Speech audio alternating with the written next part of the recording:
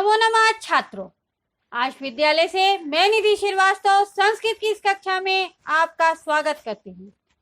छात्रों, पूर्व कक्षा में हम लोग शिशु लालनम अर्थात शिशु स्नेह के विषय में खूब चर्चा कर चुके हैं और शिशु लालनम अध्याय जो है वो एक प्रकार से नाटक है और संस्कृत वाङ्मय के प्रसिद्ध नाटक, वाङ्मय अर्थात साहित्य, तो संस्कृत साहित्य के प्रसिद्ध नाटक कुंदमाला के पंचम अध्याय से यह नाटक लिया गया है और इसके नाटककार, प्रसिद्ध नाटककार संस्कृत के दिंगनाथ लेखक जी हैं। छात्रों, इसमें राम कथा के करुण अवसाद का पूर्ण उत्तरार्ध की हृदय स्पर्शी घटना का चित्रण किया गया है। छात्रों, अवसाद यानी करुण समय, जो दुखदायी समय था उनका, उसके बारे में उत्तरार्ध का जो रामायण है उसमें राम और सीता का बिछड़ना और उसके बारे में वहां पर चर्चा की गई है और उनके दो पुत्रों के विषय में चर्चा की गई है। तो उसी के विषय में यहाँ पर बताया गया है। तो छात्रों, राजा राम सिंहासन पर अपने दोनों पुत्रों को बैठाना चाहते हैं, परंतु वो दोनों बड़ी ही शालीनता पूर्वक मना कर देते हैं। फिर वे उन्हें जिद करके गोद में बिठा लेते हैं और उसके बाद वो उनसे एक एक करके प्रश्न पूछते जाते हैं और छात्र भी, दोनों बच्चे भी बड़ी शालीनता से जवाब देते जाते हैं। कुल का नाम, गुरु का नाम, माँ का नाम, पिता का नाम, सब कुछ वो बताते हैं और उनसे बातचीत करते समय उन्हें पता चलता है छात्रों कि उनके पिता का नाम निर्नुक्रोश बताया जा रहा है। निर्नुक्रोश का मतलब होता है छात्रों निर्दयी पिता। तो इसलिए उनको समझ में आ जाता है कि मैंने माँ का तिरस्कार किया है, इसके कारण माँ जो है वो निर्नुक्रोश पिता बता रही है। तो छात्रों, इस पाठ में बताया गया और फिर उसके बाद रामायण का गान गुरु वाल्मीकि के आश्रम में संध्या समय में जो होता है उसके बारे में भी चर्चा की गई। तो छात्रों, हम लोगों ने अभ्यास माला भाग 1 पढ़ चुके हैं इसका। आज हम अभ्यास माला भाग 2 का अध्ययन करेंगे। तो आइए देखते हैं छात्रों, क्लास 10 संस्कृत चतुर्थ पाठा शिशु लालनम का सप्तमा भाग, अभ्यास माला भाग 2, प्रश्न नंबर 4। अधोलिखितानि वाक्यानि कः कम प्रति कथयति। सॉरी। तो छात्रों, नीचे लिखे जो वाक्य है वो कः यानी कौन, कम यानी किसको, प्रति कथयति यानी किसके लिए कह रहा है। तो कौन किसको कह रहा है इसके बारे में यहाँ पर चर्चा की जा रही है। तो पहला देखिए छात्रों, संविधानम न चारित्र्य लोपाए। तो ये कौन कह रहे हैं, मतलब आपका जो चरित्र का वो है, संस्कार जो है वो बहुत अच्छे हैं, उसके बारे में यहाँ पर बताया जा रहा है कि किसने कहा था, राम ने कहा था और लवकुशों को कहा था। तो इसलिए कहा राम और कम लवकुशों। नाउ सेकंड वन, किम कुपिता एवं भर्ती उत प्रकृतिस्था, यानी यहाँ पर विदूषक जो है वो बच्चों से पूछ रहा था कि वो गुस्सा होकर निर्नुक्रोश बोलती हैं या उनका नाम ही निर्नुक्रोश है। तो कौन बोला, विदूषक। किसको बोला, कुश को। तो इसलिए यहाँ पर छात्रों बताया गया कि कह यानी विदूषका और कम कुशम। नाम नेक्स्ट वन है, जानाम्यहम तस्य नाम धेयम। यहाँ पर कुश जो है राम को बोल रहे हैं कि मैं जानता हूं उनका नाम, किसका, पिता का नाम। तो उसके लिए ये बताया जा रहा है। तो यहाँ पर कह कौन है, कुश, और कम कौन है, रामम। नाउ नेक्स्ट वन, तस्या द्वे नामनी। यहाँ पर माता के लिए बातचीत हो रही थी कि माता का क्या नाम है। तो वो बच्चे बता रहे हैं कि माता का 2 नाम है, तो इसलिए बोला गया तस्या द्वे नामनी। तो कहा कौन, कुश, और कम कौन है, विदूषकम। नाउ नेक्स्ट वन, वयस्य अपूर्वम खलु नाम धेयम। तो वयस्य यानी मित्र या निश्चय अनोखा नाम है, कौन सा, निर्नुक्रोशा। तो इसके लिए कौन बोला, कहा लवा और कम विदूषकम। ठीक है। तो नाउ नेक्स्ट वन छात्रों, क्वेश्चन, क्वेश्चन नंबर 4, मंजूषाता पर्याय द्वय चित्वा पदानाम समक्षम लिखत। आपको हर कक्षा में बताया जा रहा है कि पर्याय द्वय या पर्याय वर्ड का मतलब है सिनोनिम्स वर्ड। तो आपको सिनोनिम्स वर्ड मंजूषा यानी चॉइस से दिए गए हैं, चॉइस में लिखे गए, आपको वहां से चुनकर आपको अपने वर्डों के सामने लिखना है।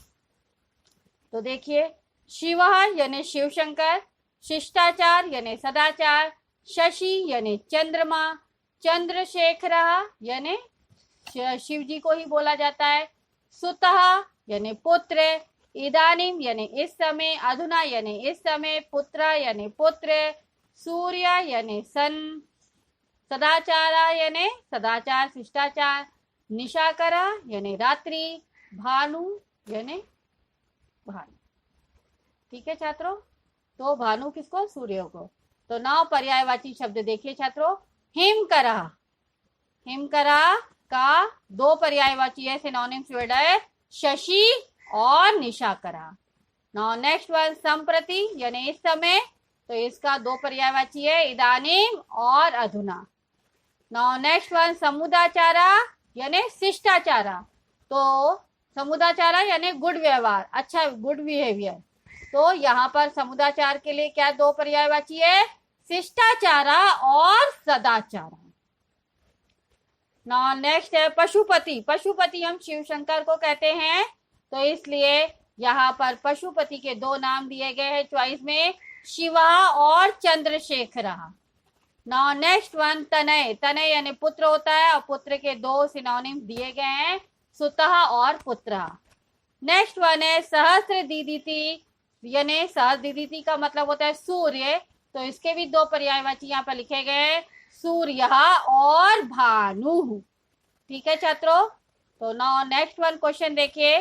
उदाहरणम नुसृत्य अधोलिखितेषु पदेषु प्रयुक्त प्रकृति प्रत्यंच लिखत, यानी उदाहरण को देखते हुए नीचे लिखे पदों के, शब्दों के प्रकृति प्रत्यय आपको लिखने हैं।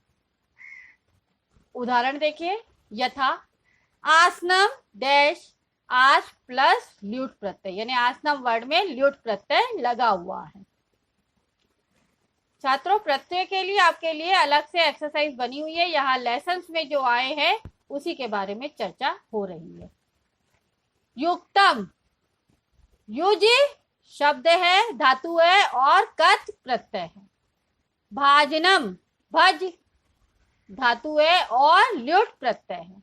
शालीनता, शालीन वर्ड है, शब्द है, और तल प्रत्यय है। हमेशा याद रखना, तल, ता, ये त्व, ये सब प्रत्यय जो है वो एब्स्ट्रैक्ट नाउन के साथ यानी भाववाचक संज्ञा के साथ जुड़ते हैं छात्रों। तो जब भी बिहेवियर के बारे में बात होगी तो वहां पर आपका हमेशा एब्स्ट्रैक्ट नाउन यानी त्वा, तल, ता ये प्रत्यय लगेगा। लालनिया, निया तो अनियर प्रत्यय, तो लल प्लस इणिच प्लस अनियर प्रत्यय।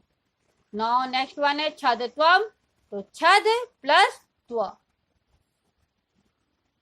सन्निहित, सम प्लस निहि प्लस कत। सम उपसर्ग है, निहि धातु है, और कत प्रत्यय है।